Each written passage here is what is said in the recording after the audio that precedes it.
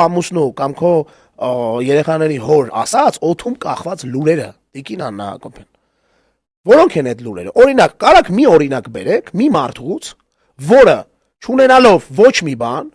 կամ նվազագույնը չլինելով գոնե $1 միլիոն ունեցված ունեցող մարդ կարա առնի պարտքով կալանքի տակ գտնվող գույք մի մարդ կա տենց տիկին Աննա Հակոբյան այս երկրում բացի Նարեկ Նալբանդյանից կա երկրորդ մարդը որը օրինակի համար առել է Հովիկ Արգամինչի տունը կալանքի տակ գտնվող պարտքով սա հարցը է սա այդ որ մեծ խոսում եք բանկերը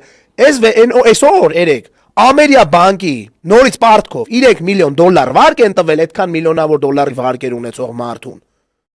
որպեսզի այդ մարդը առնի բանի ադամանդի գործարանը մեկը երկրորդ որը կարա նման բան անի իսկ գիտեք ինչ են խոսում քաղաքում այդ օթում կախված լուրերը որ դա ուղիղ ձեր հրահանգով